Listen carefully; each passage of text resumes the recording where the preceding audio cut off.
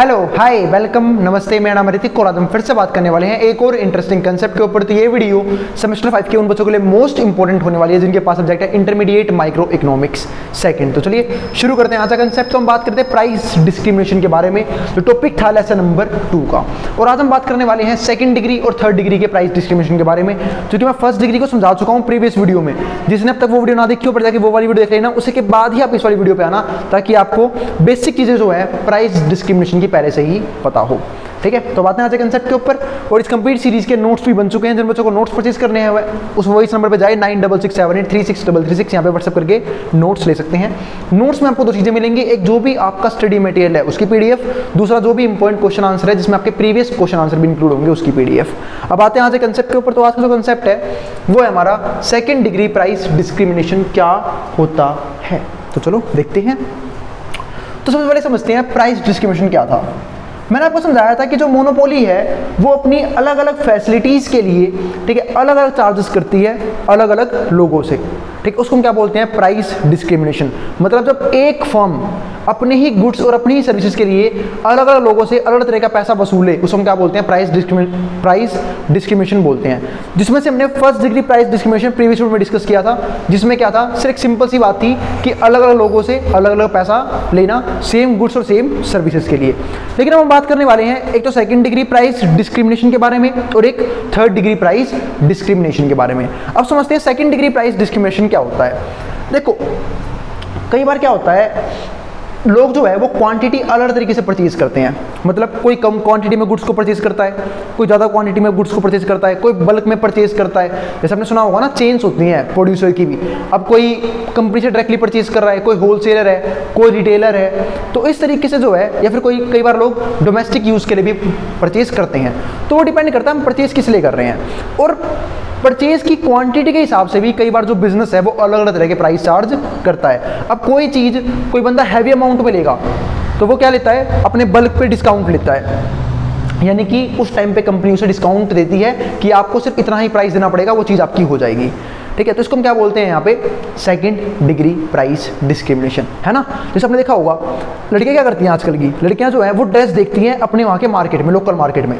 अब उन्होंने ड्रेस पड़ती है 8,000 रुपये की या 10,000 रुपये की। वो कहते हैं अरे इतना महंगा, ठीक है, इतना तो मेरे खास दोस्त के पास पैसा भी नहीं है। तो क्या करती है, वहाँ से जाएंगे सरोजनी, जहाँ पे वही ड्रेस सेम मिलेगी आपको 500 रुपये की। ठीक है, तो वो वहाँ से लेके आती हैं और कहती है मैंने ये ड्रेस 8,000 रुपये में ली है। ठीक है, तो ये सिर्फ एग्जाम्पल था। तो ये किसी से एग्जाम्पल है यहाँ पे प्राइस डिस्क्रिमिनेशन का, कि अगर आप कोई चीज़ ज़्यादा क्वांटिटी में खरीदते हो तो आपको डिस्काउंट मिलता है और कम प्राइस में मिल जाता है। इसी को हम क्या बोलते हैं? सेकंड डिग्री प्राइस डिस्क्रिमिनेशन बोलते हैं। अब यहाँ पे देखो, it is also known as the case of non linear pricing. इसको क्या बोलते हैं? केस बोलते हैं नॉन लीनियर प्राइसिंग का।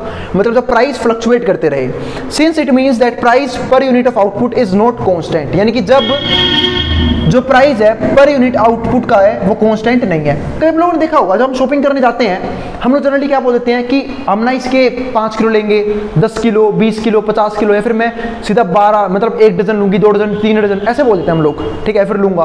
तो ऐसे केस में क्या होता है, लोग जो बोलते हैं कि अगर हम ज़्यादा क्वांटिटी में ले रहे हैं हमें डिस्काउंट दो। लेकिन कई लोग क्या बोलते हैं, चाहे आप 1 खरीदो, चाहे आप 50 खरीद लो, चाहे पूरी दुकान खरीद लो, रेट सेम रहेगा। ठीक है, लेकिन यहाँ पे मोनोपोली केस में ऐसा नहीं होता। मोनोपोली क्या बोलती है, आप जितनी क्वांटिटी खरीदोगे हम उसके हिसाब से आपको डिस्काउंट देंगे। और इसी को हम क्या बोलते हैं? Price discrimination. अगर ज़्यादा क्वांटिटी लोगे तो आपको डिस्काउंट ज़्यादा मिलेगा, कम क्वांटिटी खरीदोगे आपको डिस्काउंट नहीं मिलेगा। तो वही सेम चीज़ यहाँ पे है कि जहाँ पे प्राइस जो है पर यूनिट आउटपुट पे कांस्टेंट नहीं है, but depends on how much you पे। डिपेंड करता है आप कितना पे कर रहे हो। अगर आप ज़्यादा पे कर रहे हो तो डिस्काउंट भी ज़्यादा मिलेगा, कम पे कर रहे हो तो डिस्काउंट भी कम मिलेगा। अब आए क्या था हमारे पास यहाँ पे, this form of price discrimination is commonly used in public utilities. ये किस पे डिपेंड करता है? पब्लिक यूटिलिटी पे। यानी कि इस तरह की जो सर्विसेज हैं ये पब्लिक यूटिलिटी वाले लोगों को दी जाती है, यानी कि जो पब्लिक की जो चीज़ें यूज़ करते हैं। मैं आपको एग्जांपल देता हूँ। जैसे कई बार क्या होता है, मैंने आपको दिया था एग्जांपल में मोनोपोली में इंडियन रेलवेज का। अगर मैं इंडियन रेलवेज का एग्जांपल दूँ आपको, वापस इंडियन रेलवेज का एग्जांपल दूँ आपको, ठीक है, तो इसमें मैंने आपको ये समझाया था कि अगर यहाँ पे कोई ब्रोकर टिकट लेता है, ब्रोकर यानी कि कोई लार्ज अमाउंट में टिकट लेता है उसे फर्दर सेल करने के लिए, तो जो वो चीज़ होती है यहाँ पे, तो उसको क्या मिलता है यहाँ पे? Heavy discount. यानी कि उसके लिए प्राइस कम कर दिए जाते हैं। लेकिन अगर मान लो कोई जो पर्सन है, ठीक है, वो यहाँ पे इंडियन रेलवे कोई प्रोडक्ट है, वो सिर्फ एक टिकट ले रहा है या फिर एक फैमिली के लिए ले रहा है, किसी की इवेंट के लिए ले रहा है, तो डिस्काउंट भी क्या मिलता है, कम मिलता है, यानी कि उसे सेम प्राइस पे करना पड़ता है। अब आगे समझते हैं यहाँ पे। तो एग्जांपल क्या दिया यहाँ पे, per unit price of electricity. Suppose करो आप लोगों ने इलेक्ट्रिसिटी परचेज करी, ठीक है, अब इलेक्ट्रिसिटी के बिल भी अलग आते हैं, वो डिपेंड करता है आप कितना यूज करते हो उसे। जैसे आपने देखा होगा दिल्ली में, अगर किसी का बिजली बिल जो है अगर वो 200 यूनिट के नीचे रहता है, ठीक है, तो उसका बिजली बिल फ्री आता है, लेकिन किसी 200 यूनिट से ऊपर है तो उसका बिजली बिल आता है। अब किसी का जैसे हमारे जैसा कमर्शियल मीटर भी लगा होता है ना, जो कोई बिजनेस चला रहे होते हैं या फिर कोई इंस्टीट्यूट चला रहे होते हैं, उन्हें कमर्शियल मीटर लगा होता है, उनका मतलब ये लगा लो 1,500 2,000 तो फिक्स है महीने का कि वो तो आएगा ही आएगा। उसके बाद आता है यूज करने का, और एसी लगवा दो तो एक एसी का कॉस्ट पड़ता है 5,000 रुपये पर महीना। तो ये सिस्टम होता है हमारा, ठीक है। तो क्या समझाना चाह रहा हूं मैं यहाँ पे कि प्राइस डिस्क्रिमिनेशन करते हैं इलेक्ट्रिसिटी बिल वाले भी, ठीक है। अरे भाई कुछ लोगों के पास पैसे ज़्यादा हो गए हैं, उनका बिल भी ज़्यादा आता है, ठीक है। आगे देखते हैं यहाँ पे, तो depends on how much is bought. तो in other industries bulk discount for large purchase are sometimes available, ठीक है। कुछ लोगों को यहाँ पे बल्क में डिस्काउंट भी दिया जाता है अगर वो ज़्यादा क्वांटिटी खरीद रहे हैं तो। अब आगे समझते हैं, जैसे मैंने एक ग्राफ बनाया है यहाँ पे, तो हमारे 3 पैनल है, ये पैनल ए, ये पैनल बी, ये पैनल सी। तो इसका ग्राफ वैसे बोलते हैं लीनियर डिमांड कर्व। तो हमारा डिमांड कर्व है तीनों। तो पैनल ए क्या शो करता है, ये शो कर रहा है illustrates the self selection problem. जब एक पर्सन सिर्फ अपने लिए, अपने कंजप्शन के लिए गुड्स खरीदता है, वो बल्क में नहीं खरीदता है, तो उसे किस लेवल का डिस्काउंट मिलता है, तो वो है यहाँ पे। पैनल बी में क्या है, shows what happens if monopolist reduces the output targeted. इसमें क्या है कि अगर मान लो मोनोपोली ने अपना जो टारगेट है वो कम कर लिया तो क्या होगा, ठीक है। और पैनल सी में क्या है हमारे पास यहाँ पे, illustrates the profit maximising solution. और ये क्या दिखाता है हमारा यहाँ पे, प्रॉफिट मैक्सिमाइजिंग सॉल्यूशन। कि सी में क्या है कि कैसे एक मोनोपोलिस्ट फर्म प्रॉफिट को मैक्सिमाइज करती है डिस्काउंट देने के बाद भी। तो वो करती पता है क्या है, बल्क में डिस्काउंट दिया किसको, जो बंदे होलसेल में खरीद रहे हैं, ठीक है, डायरेक्टली कंपनीज खरीद रही हैं, ब्रोकर खरीद रहे हैं, तो बल्क में डिस्काउंट दे दिया। और पैसा कहां से वसूलेंगे, जब कोई पर्सन इंडिविजुअली खरीदेगा। तो ये हमारा था सेकंड डिग्री प्राइस डिस्क्रिमिनेशन, जो हमारा खत्म हो चुका है, ठीक है। तो वो डिपेंड करता है, इसमें सिर्फ एक बात याद रखना, वो डिपेंड करता है कितनी क्वांटिटी खरीद रहे हो। अगर आप ज़्यादा क्वांटिटी खरीद रहे हो तो आपको डिस्काउंट भी मिलेगा, कम क्वांटिटी खरीदो तो डिस्काउंट नहीं मिलेगा, और ऐसा करती है मोनोपोली फर्म। अब आता है हमारा थर्ड डिग्री प्राइस डिस्क्रिमिनेशन। ये किसके लिए होता है वो समझते हैं, काफी इंटरेस्टिंग है थर्ड डिग्री प्राइस डिस्क्रिमिनेशन। ये सिर्फ कुछ लोगों को दिया जाता है, ठीक है। जैसे कि अगर मैं बात करूं इंडियन रेलवेज की, तो उसने यहाँ पे फेयर कम कर दिए या ज़्यादा कर दिए, किस चीज़ के, सीनियर सिटीजन के, मतलब एक अलग से कोटा प्रोवाइड कर दिया सीनियर सिटीजन के लिए। वैसे अब है नहीं, इंडियन रेलवे में पहले था कि भाई जो पर्सन 60+ होंगे उनका जो फेयर होगा, किराया होगा, वो क्या हो जाएगा, हाफ हो जाएगा, फिर कम हो जाएगा।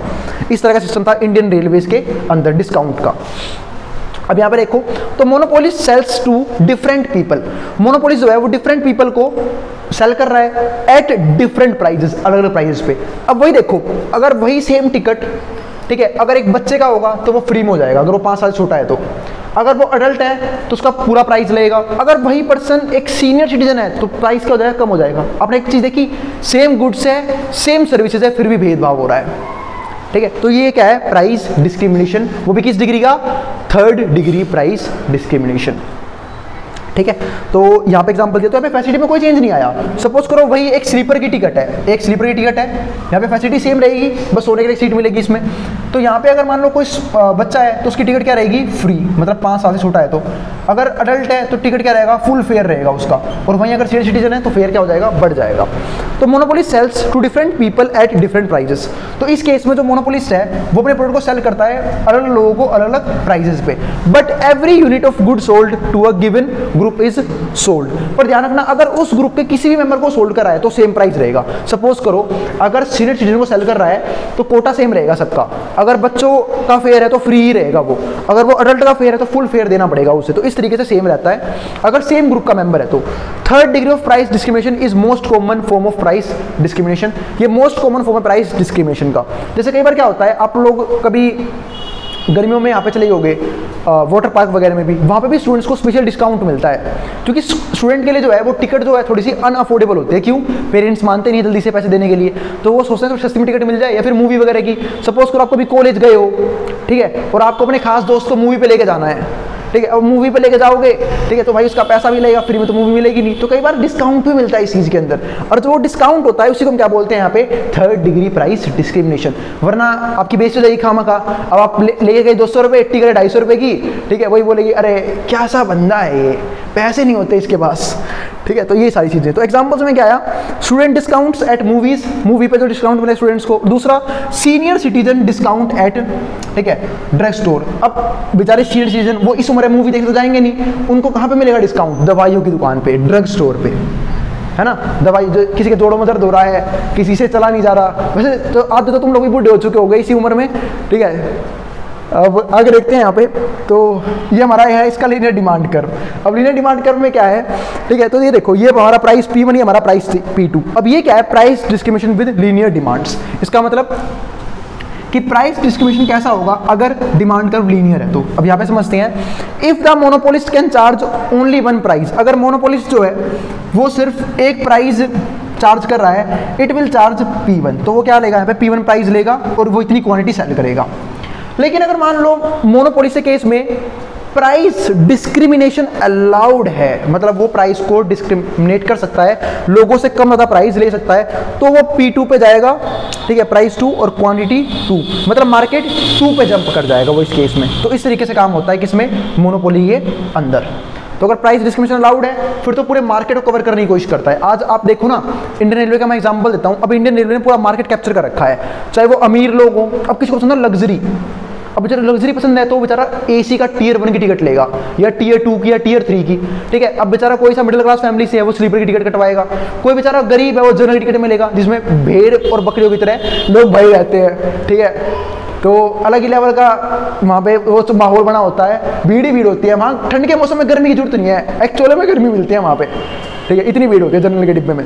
और स्लीपर की बात करूँ तो वहाँ का भी हाल इस टाइम जनरल वाला ही हो रखा है, तो एक ही सेफ है, वो है AC, ठीक है।